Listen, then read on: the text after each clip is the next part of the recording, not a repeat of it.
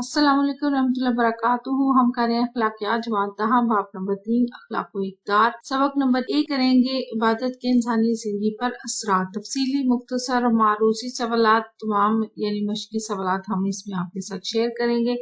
Video कैसी लग रही है चैनल जरूर सब्सक्राइब करें, वीडियोस को लाइक और शेयर कीजिएगा। सवालात के तफसीली जवाब। सवाल नंबर 1 है मज़ाहिब के इंसानी जिंदगी पर क्या असरात मुरतब होते हैं।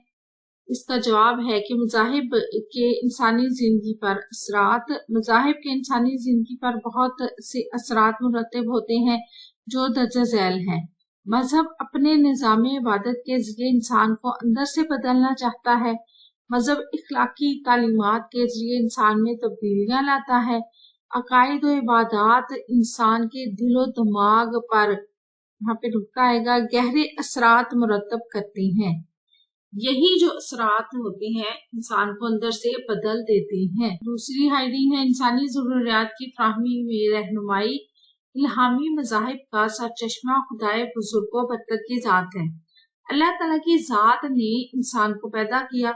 जहाँ इंसान को जिंदगी गुजारने के लिए जिस्मानी तकाजों का पूरा करना जरूरी है, इसी तरह उसे रूहानी तकाजे पूरी करने की भी जरूरत पड़ती है। इन जरूरतों को पूरा करने के लिए मजहब इंसान की रहनुमाई करता है।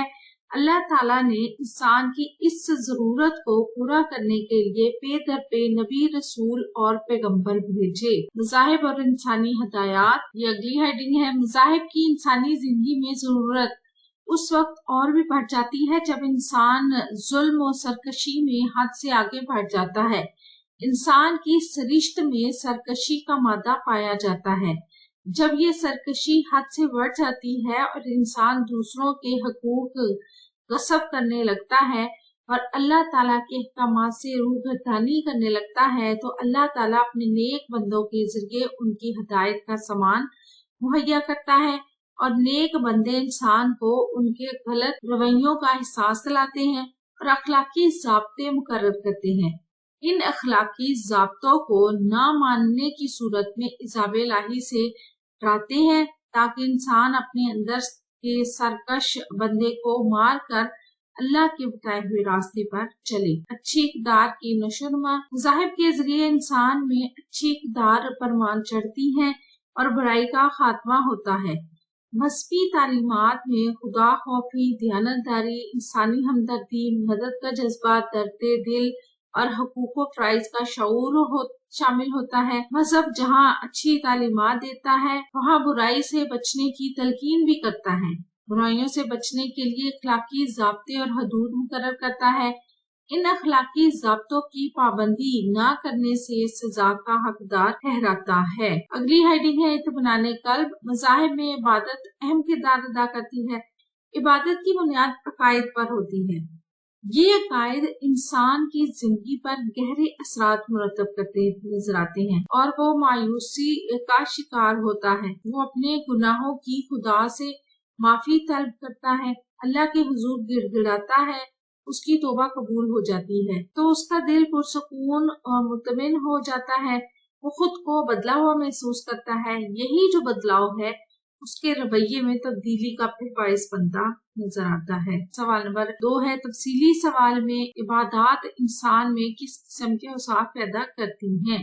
जवाब है इसका ज़हनी तश्कील। इबादत इंसानी जिंदगी पर गहरे असरात मुरतब करती हैं। बुजुर्ग व बरतर हस्ती के हुजूर खड़े होना, सर झुकाना, झुक जाना, सजदा रेज होना, हम्दो सना बयान करना, दुआ मांगना, ये सब अमूर तमाम मज़ाहिब के निज़ाम इबादत का हिस्सा है। ये निज़ाम इंसान के रवैये में तब्दीलियां लाकर इसके ज़हन की नई तश्कील करते हैं। पाबंदी वक्त और नज़्मो ज़ब्त। इबादत इंसान को पाबंदी वक्त सिखाती हैं और इंसान की जिंदगी में नज़्मो ज़ब्त पैदा करती हैं। वक्त की पाबंदी, नज़्मो ज़ब्त की वजह से इंसान अपनी अमली जिंदगी में अपने मामलात को दुरुस्त करता है। तमाम जो मज़ाहिब हैं इसमें नमाज, रोज़ा और दीगर इबादत के औकात मुकर्रर होते हैं। ज़कात, हज और मज़हबी तकरीबात के भी औकात मुकर्रर होते हैं। इन औकात पर इबादत करने से इंसान में वक्त की पाबंदी की आदत इतनी पुख्ता हो जाती है कि वो फितरत सानिया बन जाती है। अगली हेडिंग है खिदमत खल्क की तरगीब। खिदमत खल्क इबादत का एक माशरती पहलू है। दुनिया के तमाम मज़ाहिब में खिदमत खल्क का तस्वुर इस कदर है कि इसे इबादत का एक हिस्सा ही करार दिया जाता है। दूसरों की मदद और खिदमत करने पर हर मजहब ने न सिर्फ जोर दिया है बल्कि ऐसा करने का हुक्म भी दिया है। दुनिया में कहीं भी इंसानी आबादी कुदरती आफात का शिकार हो तो लोग बलहाज मजहब मिल्लत मुश्किल में घिरे लोगों की मदद करने में पेश होते हैं। मजहबी तंजीमें इसमें अव्वल दस्ते का काम करती हैं। लोग किसी सिले और सताइश के बगैर ही ये खिदमत सर अंजाम देते हैं। इसके पीछे इनका सिर्फ एक ही जज्बा कार फरमा होता है कि मुसीबत के वक्त दूसरों की खिदमत इबादत है। गंगा राम, दयाल सिंह, मदर टीसा, अब्दुल सत्तार ईदी के नाम ऐसे लोग सरे फहरिस्त हैं। इन लोगों ने अपनी जिंदगी खिदमत खल्क में गुजार दी। इसार और कुर्बानी ये अगली हेडिंग है। इंसान जहाँ अपनी जान दूसरों के लिए कुर्बान करते हैं वहाँ इसके साथ साथ माल की कुर्बानी भी इबादत का हिस्सा है। लोग गरीबों में रकूम बांटते हैं और अपने मजहबी त्योहारों पर गरीब लोगों को हदियतन बहुत कुछ दिया जाता है ताकि वो लोग भी मजहबी त्योहार मना सके। अल्लाह ताला बेवाओं यतीमों की मदद का ख्याल रखने का हुक्म देता है। ऐसी मदद जहाँ से मोहताजों के मसाइल हल होते हैं और वहाँ मजबूरी तौर पर माशरे के माशी मसाइल सुलझ जाते हैं और इंसानों में एक दूसरे के लिए हमदर्दी और मोहब्बत के जज्बात भी परवान चढ़ते हैं। अगली हेडिंग है इसकी सीरत और अखलाक की तरबियत। इबादत इंसानी सीरत की तामीर और अखलाक की तरबियत करती है।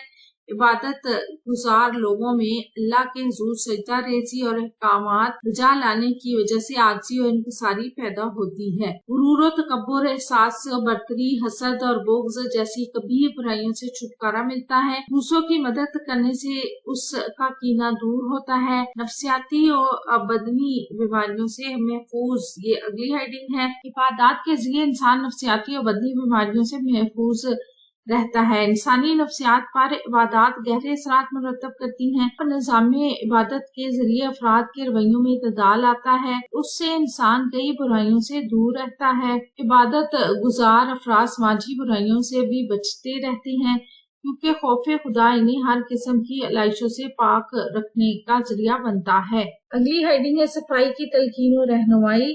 इबादत एक तरफ तो इंसान के अंदर सब्र, तहम्मुल और ख्वाहिशात पर काबू पाना सिखाती हैं, इसी तरह उसे जिस्मानी सफाई और माहौल की सफाई का आदी बना देती हैं।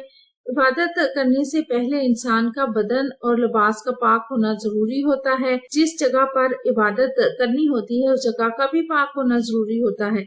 इस तरह इंसान में सफाई का रुझान बढ़ता है। इस्लाम में तो सफाई को निस्फ़े मान करार दिया गया है। तमाम मज़ाहिब आलम में गुस्ल करने को इबादत करार दिया गया है। यही वजह है कि इबादत गुजार लोग न सिर्फ खुद साफ सुथरे रहते हैं बल्कि वो अपने माहौल को भी साफ सुथरा रखते हैं। सवाल नंबर 3 है, मजहब के कोई से 5 असरात तफसील से बयान करें।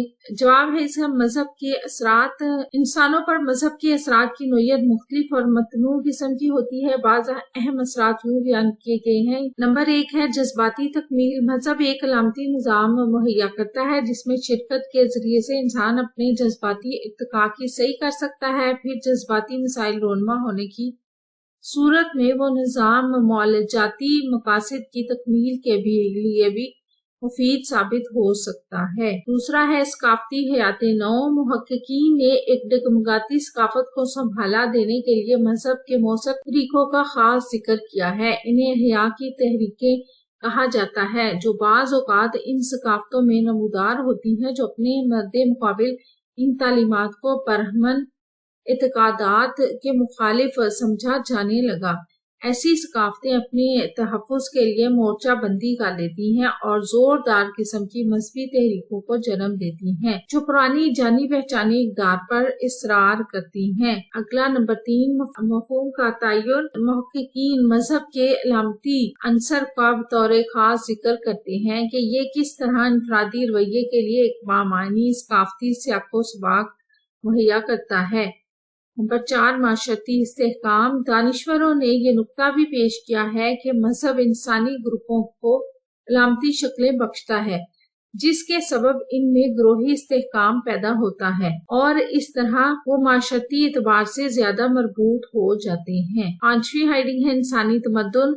تمدن مل جل کر رہنے کے طریقے یا طرز معاشرت کو کہتے ہیں۔ عام طور پر معاشرتی طور طریقے اور زندگی بسر کرنے کے انداز حواس اور عقل کی بنیاد پر وجود میں آتے ہیں۔ مادی یا حسی تمدن کا تعلق صرف انہی مادی اشیاء سے ہوتا ہے جن کا ادراک کیا جا سکے اور حواس کے دائرے میں آ سکیں۔ مادی تمدن کے نظام میں عام انسانی ضرورتوں اور خواہشوں کی تکمیل ہی کو درجہ کمال سمجھا جاتا ہے۔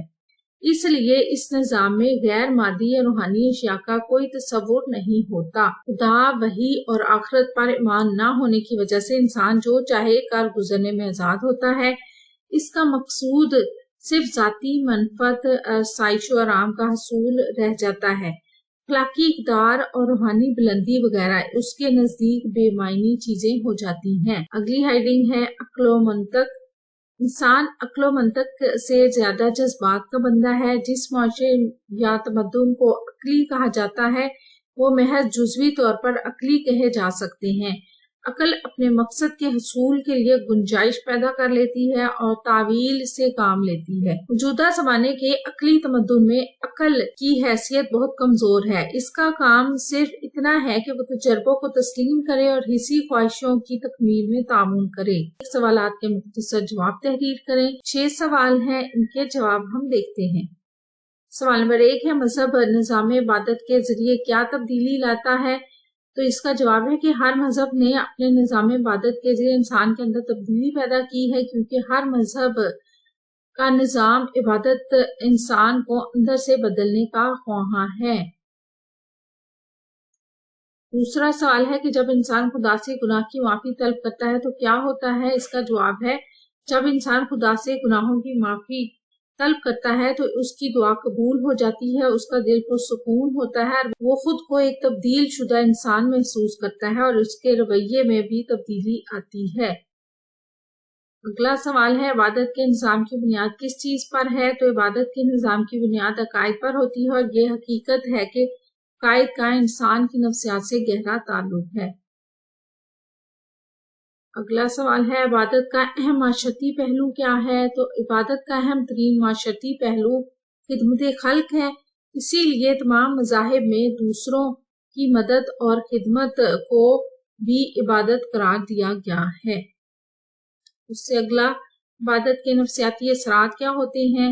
تو کسی بھی انسان پر عبادت کے نفسیاتی اثرات اس کے داخلی کیفیت کو بدلنے کا نام ہے اور گناہوں سے آلودہ انسان کا بزرگ و برتر ہستی سے معافی مانگنا ہے۔